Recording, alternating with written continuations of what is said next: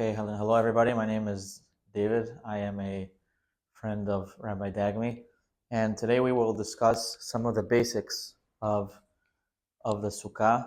Before that, since today is Erev Chag Sukkot, and tonight we will be fulfilling the mitzvah mideoraita of eating in the Sukkah. So just a few quick reminders. There is a chiyuv on the first night of Sukkah to eat a kezait of bread in the Sukkah, meaning compared to we have very few rare mitzvot midoraita that involve eating. We had one a few in the beginning of this week on Sunday on Erev Yom Kippur. We know there is a mitzvah according to most Rishonim. It's a mitzvah midoraita to eat extra on Yom Kippur, to eat as much as you to eat extra on Erev Yom Kippur, to eat as much as you can. And we have another two times where there is a mitzvah to eat. There's a mitzvah to eat tonight in the Sukkah. There is a chiyuv to eat. And there's also a mitzvah to eat on the first night of Pesach. There is a chiyuv to eat a kezait of matzah on the first night of Pesach. And it's interesting that in many of the hilchot of eating on the first night of Sukkot are learned from Pesach. The Gemara makes a gzela shava from matzot, from Pesach to Michag Matzot, just like Leil Pesach is on the Tetvav of Nisan, so too we make the Gemara makes a gzela shava and we apply that to Sukkot. So just like on Pesach, on the first night of Pesach, there is a mitzvah to eat a kezait of matzah. So too on the night of Sukkot, there is a mitzvah to eat a kezait of bread in the Sukkah. Based on that, it's interesting. There is a diyun in the modern day poskim. There is a discussion: is one allowed to eat the kizait that he has? Is he allowed to eat it with dips, with condiments, with hummus, with tahina, with gefilte fish, or should he have it plain? According to most opinions, one should eat it plain, meaning a person should not eat his bread with anything else besides the bread itself. It's not true. It's not. The Hashem is not asking a lot. It's a kezait is only 27 grams. Chacham Ovadia Paskins, 27 grams. That's because we go by volume. That's because we go by weight. Even according to some poskim, we go by volume, which is even less than 27 grams. But let's say we will go to chumala that we go by weight, which is 27 grams. 27 grams is not a lot of bread. It's approximately a half of the middle piece of the loaf of bread. So it's not too much. Of course, one could eat as much as he wants, but lechatchila, the mitzvah is to eat a kezait. If one could eat a kabetza without a condiment, without anything else, that is the best. But lechatchila min adin, the halacha states that one should eat a kezait of bread without any condiments. Although there are those that say one is allowed to. Chacham Ovadia writes that one should try to eat it without anything. That means the first piece of bread a person is going to have should be without any condiments, plain. In additionally, one should also make sure that his kezait of bread will be eaten toch kedei achilat palas. That means there is halacha that in order for something to be considered eating something, you have to eat it within a certain amount of time. If you're eating it over a span of if you're eating something over a span of 10, 15 minutes, so you never really did accomplish the mitzvah of properly eating, because you're not eating a meal, you're just nibbling, you're snacking, you're not eating a meal. So therefore, one should be careful to eat it toch k'dei achilat palas. Lechatchila, that time is 4 minutes. So one should try his best to eat it within 4 minutes. And additionally, there is another interesting halacha on Erev Chag Sukkot, that just like on Erev Pesach, one is supposed to eat the matzah. Just like on the night of Pesach, one is supposed to eat the matzah, the te'avon, meaning he should be desiring the matzah. He should have an appetite when he eats the matzah. So too, with the same halacha applies on Leil Sukkot, that when a person is coming to eat on Leil Sukkot, he should be eating with an appetite. Therefore, it is not permitted to eat any sort of. The Mishnah states that it is not permitted to eat any sort of dagan, which is any sort of mezonot, any sort of cracker or cake that is more than a kabetza. So if somebody wants to eat a cracker with a sardine, it's fine. But if somebody wants to have a nice piece of marble cake on today, this afternoon, you should be careful that after the 10th hour, which is approximately 4:30, a person, or even a little before that, you should check his calendars, should not eat more than a kabetza, which is more than 54 grams of bread. or anything that comes from one of the 5 grains. Any sort of dagan more than 54 grams should not be eaten today, so that he should be able to eat tonight with with an appetite. Now we will start discussing the basics of the sukkah. Just the sukkah this year, since Sukkot falls out on the first day of Sukkot falls out on Shabbat, so we will not be fulfilling a mitzvah deoraita of arba'at aminim. Usually on Sukkot there are 2 mitzvot midoraita. There is the mitzvah of the sukkah itself, of eating in the sukkah the first night, which is a chiyuv midoraita. Right? Let's explain the difference. There's 2 types of mitzvot aseh that one can do. There's a chiyuv to do some. There's a mitzvah chiyuvit and there's a mitzvah kiyumit. That means that there are certain mitzvot that you have to do them. You have to do them. You are obligated to do them. You are obligated to be maniach tefillin every day. That is a mitzvah chiyuvit.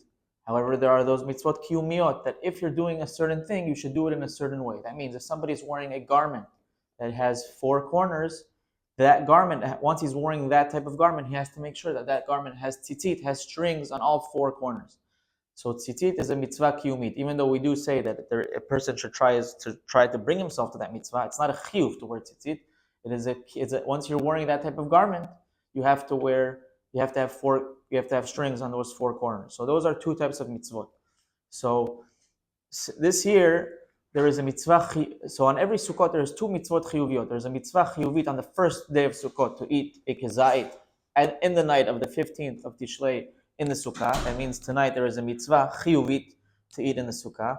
And additionally, there is in a year where Sukkot does not fall out, the first day of Sukkot does not fall out on Shabbat, there is a mitzvah chiyuvit to shake the arbat aminim.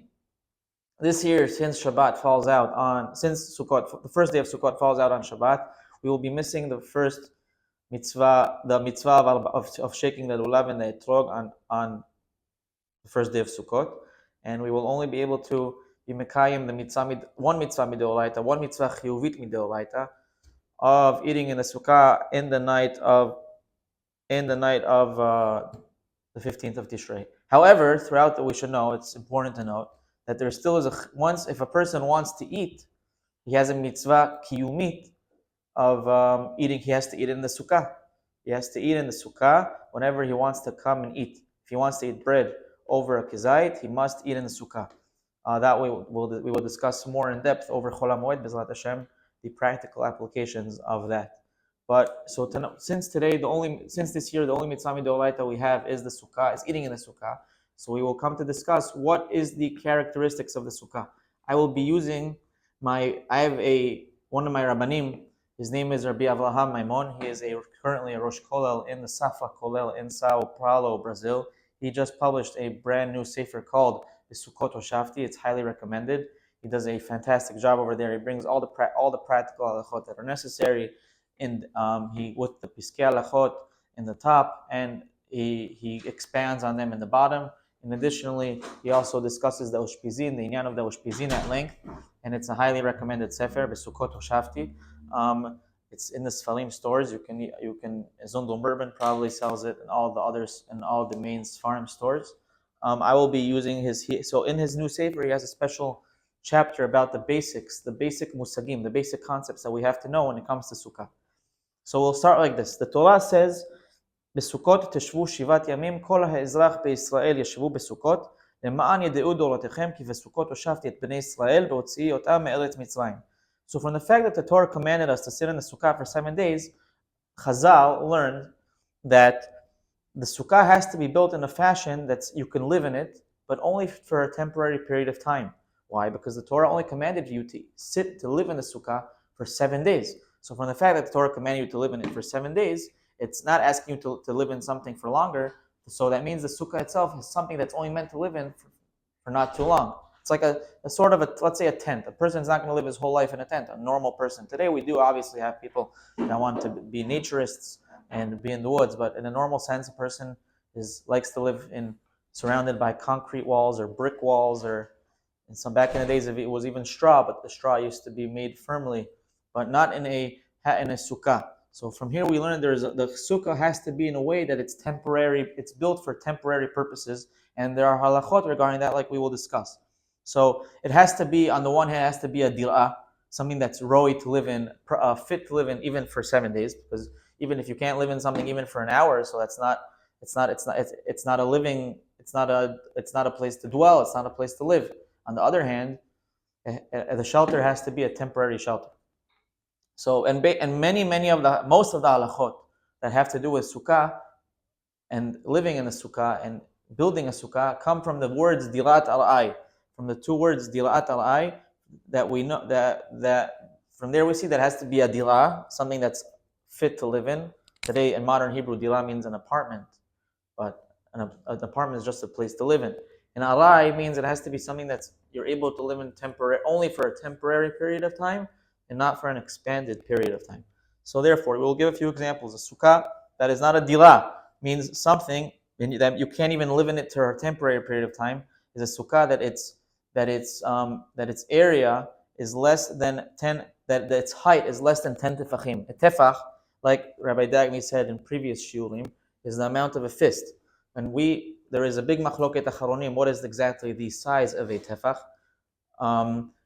We paskin, Chacham Ovadia paskins numerous times that we follow the shita Rabbi Chaim Naeh, which is that a tefach is 8 centimeters. There is a shita of the Chazon Ish, which is the tefach is approximately 10.5 centimeters, and there is also the middle shita of Rav Moshe Feinstein, who says it's somewhere in between Rabbi Chaim Naeh's shita, the opinion of Rabbi Chaim Naeh, and the opinion of the Chazon Ish. But we go like the shita of Rabbi Chaim Naeh that a tefach is 8 centimeters, and therefore the height of a sukkah has to be at least 10 centimeters high, at least 10 tfachim high. 10 tfachim is 80 centimeters. So that's the height of the sukkah. The area of the sukkah, the width of the sukkah, has to be a minimum of 7 centimeters, which means that it has to be 7 tfachim, which means it has to be 56 centimeters. So in American measurements, not in metric measurements, that means that it's close to, the width has to be close to 2 feet, and the height has to be a little over close to 3 feet. Anything less than that you're not able to live in it. Chazal discussed that it's not a dilah, and it doesn't even fall under the category of dilah. The length and width 7 by 7. No, the height is 10 tfachim, and the width is 7 tfachim. And it has to be more. Anything less is possible for a sukkah, because it's not a dilat alai. So the length, it could be as long as you want. So even if short. What? And as short. As short as you want also. The ikr is the width. So we can have 1 tefach by 7 by 10? Yeah. Oh, good. Let's put this in here.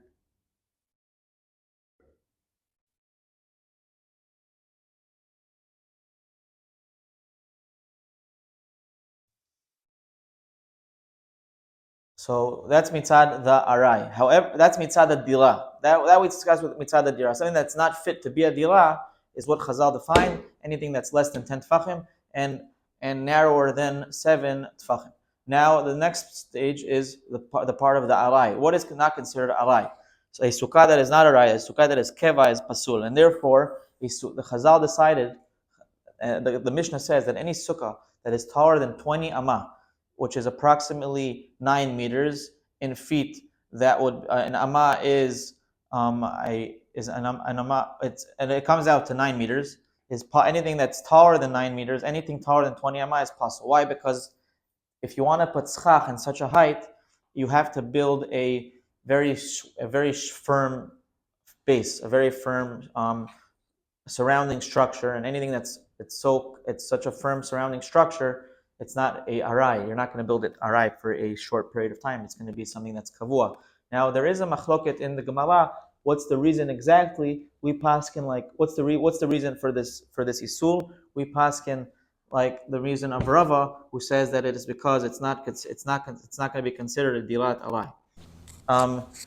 Since now, what's the main part of the sukkah? The sukkah is, like we said, the sukkah, as we know, is comprised of 2 parts. It's comprised of the walls, and it's comprised of which in halacha are called, the names in the Hebrew terminology is called the dfanot. So a quick question, David, on the maximum height we have 20 amma, and we know it's, and the minimum height is 10 tefachim. Okay, so we have that, and then we have the width 7 to 9. So it seems from the minimum requirements, the Hakamim didn't intend this to be for a human being to fit into a Right, 7 by 10. right. It was But they felt that his a head. person could live It- a person could live in such a small quarter, which is kind of fascinating because even unless people were shorter back then, which I'm not sure, it doesn't sound like they were. So I'm still trying to. but could it have been that it was specifically to put just his head as a minimum into the Yeah, but sukkah the head. I think it was more to lie down to be able to sleep in it. to sleep in it? That was being the ikar. And then Yeah, maximum 20 amot high. Now, on the maximum height, you're mentioning that the walls, the concern is that the walls would be firm. yeah. But we know that the sukkah is not determined in and of itself only from the walls, But but from the that's schach. more than firm. It means that if you're gonna have to build if you're gonna have to build such if you're building such a high thing, and you want the schach, you want to be able to get to the schach, and you want for it to be a safe thing, you're gonna build something that's much more kavua, something So, that. so was it the Hachamim concerned about the walls and the foundation, or were they concerned for the height being so high that someone wouldn't even know that it was a sukkah? Meaning that after 20 amot, people don't lift their heads up, so a person can come in and not know that it was a temporary structure. Was that the Oh, concern? so there's a machloket in the Gemara between three Amoraim, Okay. Rambam, Rabbi Zera, Can you and tell us? Rava. Yeah, tell us about that. Okay, so the Gemara, there's three opinions in the Gemara. The one opinion was Rabba's opinion. That he explains that higher than 20 amot, the person can't really tell if it's a sukkah. Lo shalta be'ina, and and according to his shita, how if you see that the tfanot are reaching the schach, so technically, if you let's say I can see that I'm able to see that there's schach. My eyes can see that there is schach. According to Rabbi, if you can see that there's schach, so technically even Chazal, even the Mishnah would agree that even Chazal in this situation would say higher than 20 amot is fine. That's the opinion of Rabbi. Rabbi Zera holds that even that the whole reason why it's possible is because the person is not really sitting under the schach; he's sitting under the shade of the walls. So and that's the problem. It's not the schach itself. It's not the you're not sitting under schach. The wall, the shade of the walls is what's affecting it. So according to that, if the width, according to that opinion, it would come out that let's say the width of the sukkah is more than 4 amot, so then which is approximately 5 meters. So then, in such a situation, in a sukkah that's taller than 20 amot is fine because then you are sitting under the shade of the sukkah. Not the shade of the walls, Yeah, not the shade under of the the walls. shade of the schach. However, the final opinion is Rava's opinion, and he says that anything it's not a dilat al eye, right? And and according to that opinion, any it does, no matter what, any sukkah that's over 20 any sukkah over 20 amot, since it doesn't have a shame dilat al eye, most of the Rishonim and the Shulchan Aruch go like this opinion. Now, it's interesting about the shade. The whole idea of the shade is that today we have some modern sukkahs, and in the modern sukkahs, what they sometimes do is they leave, especially here in Miami, they leave the walls just opened, and they just put a 4 foot trellis or fence around, and then in essence, the entire sukkah is all sun. Oh, so we're gonna that's we're gonna get to that. So That's a that din in the Tfanot. the defanot. Let's get into that. And then the other question. So we have that. I'm going to just put here the lucite sukkah walls, and then we have the other issue which Hamavadia brings down about the common sukkot that were around in the 90s and even today, the fabric sukkahs, Right, which is how the walls move. Now the older, for those who remember the old metal poles that people used to with the Allen key, with the hex key, and they had on them the canvas. Those canvas walls used to fly around like 4 or 5 tefahim with the wind. Even if you tightened them, they were very problematic. Today they've upgraded now to the new Velcro ones, like the ease lock sukkahs, the metal frame, and then they tighten them. But even those walls move a lot, and they're very common. So they have those strings that they put around in order to kind of give it a little bit of a fence, to make it kasher. But so let's address those two items when you get to it on the fabric, because those sukkot have a problem. According to Chama they were not correct. kosher. However, and here, like you said, the fabric walls. I've noticed that in Miami, many people are Mekel, like even you. Well, today it's like, well, we're gonna get to that today. Even though you see the fabric on the outside, people are using the strings. and we're going to get to that. That's a din of lavud, which we will soon get to. However, there are those that don't use that at all, and they just use the fabric walls. They're relying on Moshe Feinstein. And Moshe Feinstein held even that fabric is fine because it's omid beruach mitzuya. It's a machlokes Ravadi and Moshe and Moshe Feinstein. People are so mech on Moshe Feinstein's opinion here in America because he was the Marad Asra here. Even Sephardim, or are you going to say that only for the Ashkenazim? Sfari lechatchila should be choshesh because of the Doraisa, but I feel he always says what if we're Moshe Paskins, and in America you can always rely on Moshe in many situations like that, like we're doing many times for which is a whole sugya of Mavad Atra, how it works. We're not that's a side topic for a different day or even for a week. So like we said, the sukkah is compromised of two parts: the tfanot, which are the walls, the surrounding structure, and the schach itself, which is what we use as roofing for the sukkah. Now, the ikar of the sukkah is not the tfanot. The ikar of the sukkah is the schach. That's what the word sukkot comes from the word schach to show us that the ikar of the sukkah, the vital point of the sukkah is the actual schach. And Chazal have a few dinim that they learn that they say schach needs to have, and they learn it from the pasuk. The pasuk says, "Chag HaSukkot ta'aseh lecha be'ospecha migornecha u'mikvecha." So, Chag HaSukkot ta'aseh lecha shivat yamim, 7 days, be'ospecha migornecha u'mikvecha. And that pasuk is telling us to keep Sukkot to do the holiday of Sukkot for 7 days, from the gatherings of your field, from what you gather from the wheat fields and from the wine and from the vineyards and from your olive fields. So, since the Torah put in the same pasuk as Sukkot, the inyan of ospecha, gornecha, umekvecha, we learn a few halachot. Chazal learned a few halachot. The first thing they learned is that the schach needs to be made from psolet, goren, vayekev. That the schach needs to be made from things that are similar to the psolet, the waste of goren, vayekev, of your field and of your vineyard, of your grapes, which means and what's the field and what's the grapes? What are they? They are the grapes and wheat and anything that you grow, barley and rye, they all come from the ground. Therefore, the schach has to be made from something shegidulo me'akarka, which something that comes from the ground. Therefore, you cannot use cement, you cannot use metal as schach.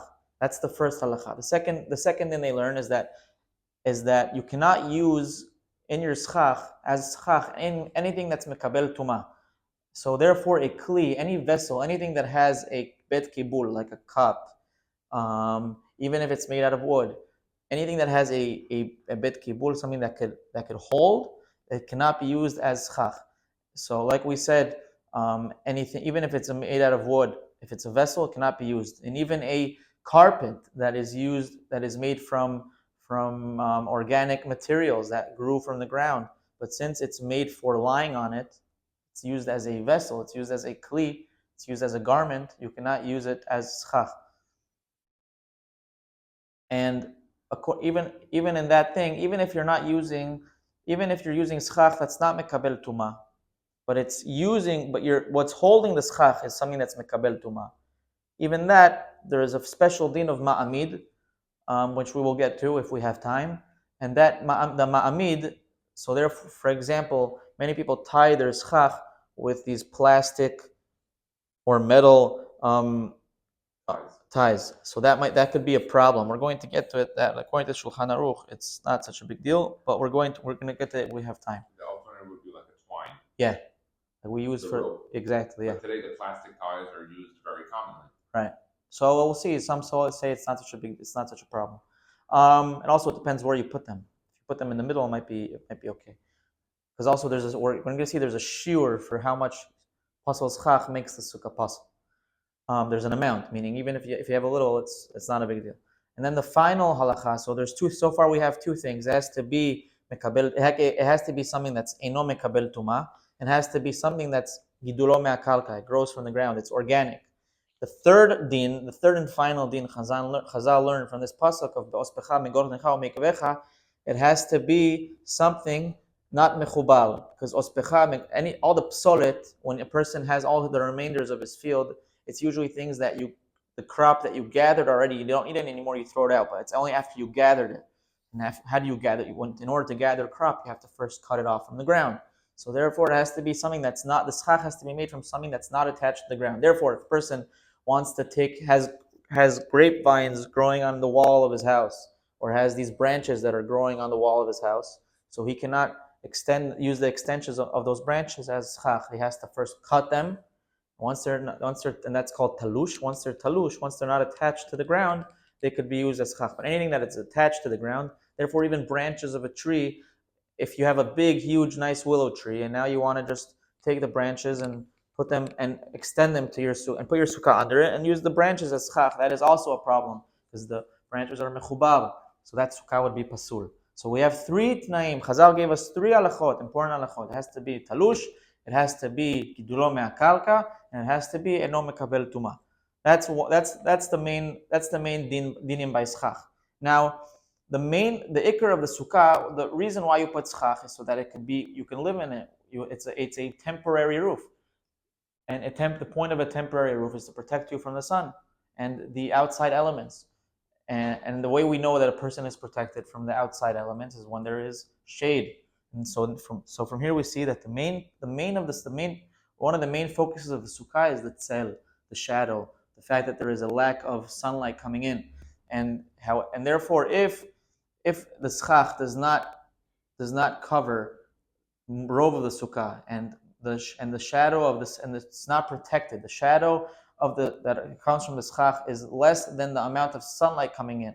Meaning, if there's more sunlight than coming in than shadow, meaning of course you're going to have light because the sun is very powerful. But conceptually, if there's a lot of open, let's say there's a lot of patches in the schach, and thereby causing there to be a lot of sunlight, that will be a problem, and that will make the schach pasul lemafreh, meaning it will not be a good. It means you did a lack in your schach, and that sukkah would be pasul. Another thing that Chazal made a gzeira, there's something called gzerat tikla, which means that you cannot use. Let's say a person wants to use a schach. Since we said there's three tnaim, so a person wants to take wooden planks. Wooden planks is fine. Wood is something that's gidulo me'akalka. Planks are not mechubar anymore because they had to be processed to become planks, and they're not a kli. They don't have a bet kibul. Technically, you could use wooden planks. I remember when I was in yeshiva in Eretz Yisrael, they would make the sukkah. The schach would be made out of wooden planks. And at first I was shocked. I never seen that type of schach being used before. And then the guy building it said, "What's the problem? It's gidulo me'akarka. It's talush." And I was like, "Hey," because in Miami nobody uses wooden planks as schach. You'll either see palm fronds or bamboo stalks, but you never see wooden planks. But wooden planks are not a problem as long as the plank is less than 4 tfachim. Any plank that is wider than 4 tfachim, which is 32 centimeters, which any plank that is wider than a foot and a tiny drop is a problem. Why? Chazal said gzelat tikla, because then you might think, what's the difference between sitting under this sukkah, which has such wide planks, and sitting in my home? I'll come in, my house will be my sukkah. So Chazal made a gzelat tikla. So 2x4s. Yeah. Technically, a guy wanted to make schach from 2x4s. It's maser midrabanan, pasul midrabanan. Chazal made a gzeira. You can't use that type of thing. So why would 2x4 not be allowed? Because 2x4 is bigger than 4 tfachim. 4 tfachim, we said, is 32 centimeters, which is no, 2 inches by 4 inches. Oh, 2x4. I thought 2x4 means 2 feet. Yeah. A 2x4 should be fine. Should be fine. So we're gonna technically. Because how much is in a foot? 12 inches. So 2x4. So it would be okay. 2x4 inches, a 2x4 plank of wood. Should be fine. Today, even the 4-inch planks are not actually 4 inch; they're less than okay. They're like 3.5. Should be fine, yeah. So you can run an entire schach. Yeah. Running just those woods, and you would have to keep the space between them, obviously enough that you would have more shade than sun. Yeah. Because the 2x4s would have to be in a way. Exactly. You don't have to have a lot of space. Even a tiny drop of space. Maybe an inch. Even less, I would say, is fine. Even half an inch. So we did it. If they did an inch across. I've never seen this though. So in Israel and in yeshiva, when I was in yeshiva, it's probably easier because the construction material is easier to. Well, it's just you save the planks every year. And plus these schachs that they sell them for 1-2 years, and they deteriorate the way Right. that they're stored. If you leave them in garages or outdoors, But also, what happens to people, it protects better against the it protects a little better against the rain. the planks. Yeah, much better. 2x4 planks are much better. Yeah. It's interesting. They used to use a lot of those bamboo sticks. Remember the bamboo sticks? They still do. They still do. You don't seem so common. Well, not in Miami, but I've started to see them more. But in Israel, it's very common. In Israel, those are the main kindness. What you don't want to use bamboo. Not only because it's a great product, it grows very fast. Right. So it's extremely cheap to produce, to bring. It's very strong. They last years. Yeah. Bamboo is an excellent. You just have to wash. They say to wash it before because of insects. Yeah. So the insects, they live in it. And then they might fall into your food. They heat up the bamboo before selling it. They're not actually using.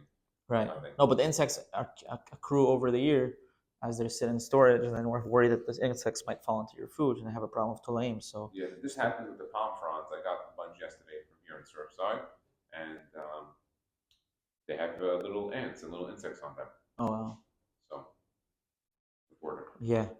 Okay, so that was gzerat tikra. Another gzerah that Chazal made is gzerat chavila, that a person cannot use like we were talking about reeds. A person can't use a bundle of reeds as his roofing for this, as his schach for the sukkah, because many times, and back in the times of Chazal, a person would put a pile of reeds, a bunch of reeds together, a bundle of reeds, and on the roof of his sukkah so that they should dry up, and then he would want to keep them there. So Chazal said you can't use that type of schach because there is another halacha in a sukkah that you have to make it, and it's no min ha'asui, meaning it has to be te'aseh velo min ha'asui. Meaning you have to do this, so you have to build the sukkah, and you can't use something that's standing there it's being there the whole time. So if something something has been in your roof for a long time and you're just going to keep it up there, it's a chisaron of te'aseh velo min ha'asui. Another fascinating, it's the Torah has a certain way of thinking and a certain way of a view of reality different than ours, than our common perception, and we should be living by the Torah's perception of reality, and not our perception of reality. And one of those is dofen akuma. So like this, if let's say a person is going to use something that we said a person shouldn't use, he went ahead and used something that was mikabel tuma, or he used something that was not talush as part of his chach. What is the amount necessary to make that sukkah pasul? Is it even a little, or if there's a certain minimum to make it a certain minimum psul that a person has to have in order for the sukkah to be pasul? And any less than that, the sukkah would be kosher. For example, so let's say you take, which just to explain further, the person is going to now take pasul schach that is forbidden to be used, like it's either attached to the ground or it's not something that grows from the ground. Is any, even if you use even a little of that, does that make the sukkah pasul? Or technically, or does there have to be a minimum amount that you have to use of pasul schach to make the sukkah pasul? So the halacha is, it depends where that schach is placed. If that schach is placed in the middle of your roof, in the middle of the sukkah, on the top of in the top area of the sukkah in the middle, so then the amount of schach that is of pasul schach that you need to use in order for the sukkah to be pasul is 4 amot, which is a massive amount. It's a massive amount relative to the rest of the sukkah. But, and the reason is because no, I apologize. That's by dofen akuma. If you're putting the pasul schach in the middle of the sukkah, the amount that you need to have is that to make it possible is al bat fachim, which we said is 32 centimeters. So a little over a foot is pasul. So that means even one plank, if you use one plank that's wider than a foot, a little wider than a foot, if you put in the middle of your sukkah, the whole sukkah is pasul. But now let's say you want to take one plank. You have a nice sized sukkah. You have one plank that is a little bigger than a foot, and you put it right next to where the schach meets the wall. Okay, so where the schach meets the wall, you decide to put that plank, and then the rest you're going to have kosher schach. You're going to have palm fronds or bamboo stalks. So the halacha is within 4 amot of where the tfanot meet the schach, within 4 amot, which is it's much more than in one amah there is approximately how many tfachim? I think there's 8 tfachim if not. Rabbi Dagmi, help me out over here. How many tfachim are in one amah? We have 6 Yeah, so if you have 6 tfachim in 1 amma, so that means you can have 24 tfachim in 4 amot. And each tefach, we said, is 8 centimeters. So you can have over a meter of pasol schach, as long as it's close to the wall, within the space of the wall. And that why? Because we anything that's called dofen akuma. That means that anything close to the wall of the sukkah, anything close to the walls of the sukkah within 4 amot, it's considered part of the wall. Meaning it doesn't make a hefsek between the walls and the schach. So we're just going to look at it as if there's no schach there, since there's no schach there, you can have a space of 4 amot from where the walls meet the schach. So 4 amot you can have of air, you can have of nothing, and therefore if you have pasol schach, if you have one up to 4 amot of pasol schach in between the tfanot and the rest of your kosher schach, you can have pasol schach, and it can still be a kosher sukkah milechatchila. That's called dofen akuma. Because there's no hefsek. There's no hefsek between the kosher schach and the wall, even though there is pasol schach in the middle, because that's dofen akuma.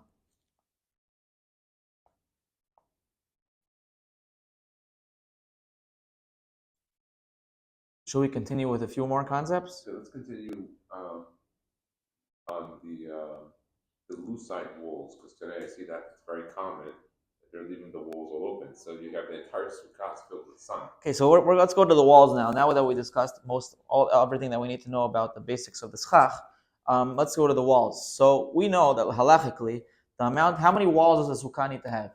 So the Gemara learns this out from the Mishnah. Actually, learns it out from the Gemara. I apologize. The Gemara learns it out from the pasuk says in Parashat Emor. Yesterday we said that there's 2 parashiot in the Torah that discuss all of the Moadim, which is Emor and Pinchas.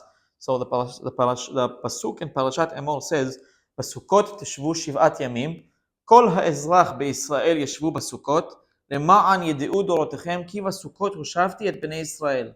So the word Sukkot appears in 1 pasuk and 2 psukim that discuss Sukkot 3 times. However, 1 time the word Sukkot is written fully with 2 vavs, and 1 time it's written chaser with only with one vav. And since it in one without any vavs, I apologize. Yeah, it says basuk. Yeah, so 2 chaser. Yeah, exactly. Yeah, 1 time with 1 vav, 1 time with 0 vavs, and the other time with 2 vavs. With 1 time, yeah. 1 time, yeah, like he said, 2 times baskat and 1 time basukot with a vav. But we read them basukot all 3 times. But the way they're written, 2 times baskat, bet samach kaf taf, bet samach kaf taf, that's baskat twice, and 1 time it's written maleh. So since 1 time it's written maleh, we look at it as if it's written 4 times. So and Chazal make a drasha. 1 time you need the pasuk to say sukkot for the actual pasuk, and the extra remaining 3 is for drasha. And Me'alacha Moshe Sinai, and from since it's written 3 times, Rabbi Dagmi is writing it out for us right now. And since it's written 3 times, that's coming to teach us that you need 3 defanot. So in order for a sukkah to be kashel, it needs 3 defanot, 3 walls. Here's sukkah. Well, this is sukkah. You have the 4-walled sukkah. This is a 4-walled sukkah, 3-walled sukkah. And now halacha Moshe Sinai, since you have it with a chaser, without a chaser, halacha Moshe Sinai, Chazal learned out that even if you have 2 walls and another 3rd wall that is only 1 tefach high, which is 8 centimeters, yeah. So if you have 2 walls that we said have to be 8 tefachim, and 1 wall that is only 1 tefach. 8 or 7 tefachim, no?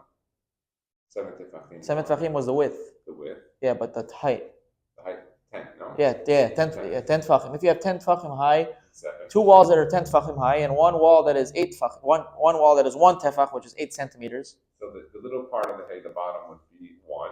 Yeah. And then the height would be 10. Oh, the height here would be 10. Here would be 8. Okay. Let's assume we're looking from 2D, from a 2-dimensional. That's on the floor. would be on the floor. So you would have Yeah, but what's the height? the height would have to be 10 minimum. Yeah, 10. No, for the two walls. Halacha l'Moshe Messina that if you have one wall that's only 8 tefachim high, But it's connected to the ground, but not to the ceiling. exactly, it's still kosher. Okay, very good. So that's what we had. So the two walls were 10 tefachim high. Yeah. And then that other one didn't touch the tikra. No. It never touched the ceiling. No. Oh, that's it. That's the hidush. The hidush is that you really have a two-walled sukkah. The third is not a column. Yeah. That reached the top. Yeah. It's just there. Yeah. So once we're already discussing that, I want to say a nice Musar point as chizuk. We just came out of the days of Yom Kippur, of Rosh Hashanah and Yom Kippur, the Yemei Al-Ratzon, but also the Yemei Din. We had 10 intense days of Din. And now HaKadosh Baruch Hu comes and gives us these Yemei Ahava, the Yemei Rachamim of Sukkot, the Yemei Simcha. And we have a makor for this. The pasuk says, "Ki semolot tachat leroshi v'minotecha bekeni." And our sages applied this pasuk to these days of Rosh Hashanah and Yom Kippur, of Rosh Hashanah, Kippur, and Sukkot. The time of Aseret Yemei Teshuvah, Rosh Hashanah, Aseret Yemei Teshuvah, Yom Kippur, there Yemei Din, there semolo tachat leroshi. Semolo in the Kabbalah, the small, the left hand is the gevurot, the dinim. So Hashem is showing us ahava. He's showing us love. He's giving us a lot of holidays, but two types. There's the holidays of din, the small, the gvurot, the dinim. That's the smolot tachat leroshi. The mino, the right hand of HaKadosh Baruch Hu, which is always referred to the right. The hand of the right is always the chesed, the rachamim. That's the habekeni. Now the right hand, it's made out of three. The hand is made out of three parts. There's from the shoulder to the elbow. That's the elbow to the wrist, and then you have from the wrist to the end of your fingers. So what's the two long? You have two long parts, right? From the shoulder to the elbow, and the elbow to the wrist. That's the two. So from here we see that this is the two full walls, and then the wrist, which is the extra tefach. So semolot tachat leroshi on Rosh Hashanah Yom Kippur, v'iminotecha bekeni on Sukkot, which is also a remez to this halakha that it's enough for the sukkah to be to have two defanot and one dofen made out of one tefach.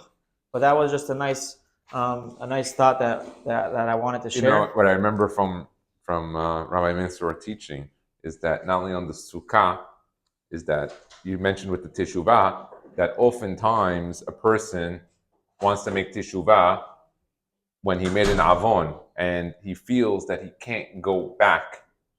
That's why God made the letter when he created the world with the letter Hey, teshuvah, that a person, if he feels he can't come back because he made a mistake of some sort, he can come back from making teshuvah from a different place, from the bottom. And from the letter Hey, that's one of the messages that why God created the world, is that it's not going to be perfect. But if you feel that the way you got out is not the way you come in because of the avon or something, the sukkah is telling you it's okay. You can do it from the bottom, from a different alternative. And what's that other alternative? Through simcha. That if the method of reward and punishment didn't work for a person in the course of Yom Kippur, he didn't grasp that the deen, the judgment, we tell him, okay, now is the holiday of Zman Simchatenu. You can get closer to God with this holiday through simcha. How are you going to do it through simcha? Through appreciation. By appreciating all that God creates in the world, nature, understanding science, all the small things, the details that God created in the world, it allows us to appreciate what He had done for us here. And furthermore, it allows something even further, is that we notice that when God creates things, He creates them with details. Tell us that these small details that we are doing with mitzvot, that extra kavanah, you tell me what that mean? Who cares? It's so minute. You want me to think about this, not even say it? And you want me to do this with my right, not my left? Like, why does this matter? And we see through God's nature that if He's so careful in cells and in the smallest minute millimeters and nanometers of things that we're finding out today with graphene and nanoparticles and what the capabilities are and how God created the world with this, God cares about details. And this is to further us that when it comes to the Sukkah, all these details is what is going to allow a person to appreciate God, have that simcha. You tell me the Sukkah has got to be exactly 7, it's got to be 10, it can't be more than this. God's telling you that when you stick to boundaries and don't let it all out and just do whatever you want, hefked, you're going to have simcha. Simcha is going to come through allowing himself, okay, I'm allowed to do this from here to here. I can say Shema from this time to this time. I'm allowed to eat this. I'm not allowed to do that. That in and of itself brings persons to true simcha. And we see that from the Sukkah itself and through the letter Hey. What else we got here, David, for the Sukkah? Oh, Since I was a kid, Sukkot was always my favorite holiday. I always loved it. And my father used to build, for years, my father used to build a little tiny sukkah. It was like maybe a 10 by 10 sukkah. It was so beautiful. It was so cozy right next to the house. Then as the family got bigger, he said, okay, you know what? Let me build this massive sukkah. I helped him build this huge sukkah, 35 feet by 20 feet. But you know what? It took away that coziness. It took away that little, that small thing. And what's kind of interesting with the sukkah is that Hashem gave us the minimums and the maximums. He said, if you want the maximum, no problem. You can build it. But I'm going to give you the minimums, because if a person wants that minimum, you also have that ability to make a nice cozy sukkah. Kasher lemehadrim. What else we got here from? So now that we're continuing with the halachot of the tfanot. So it's interesting. Chazal write that the tfanot can technically be made out of anything.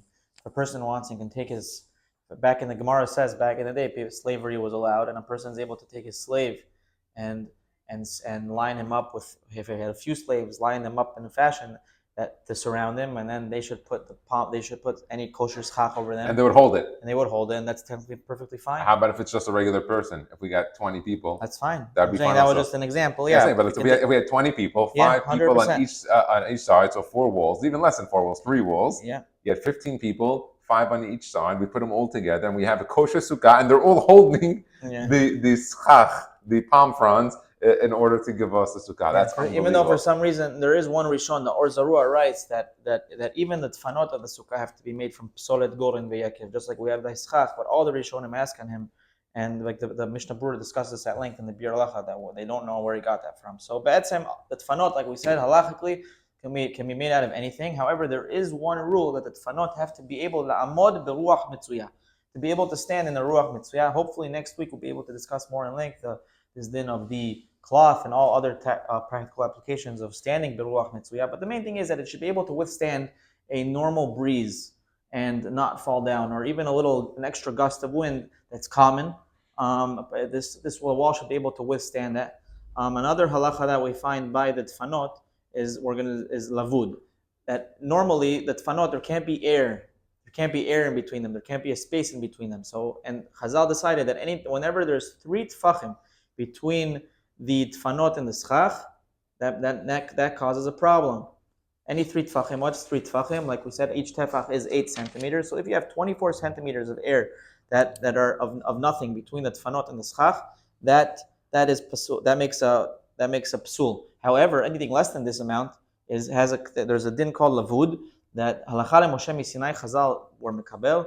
Halacha leMoshe miSinai, anything less than 3 tfachim, it doesn't make a hefsek is not considered a hefsek of avir, of space.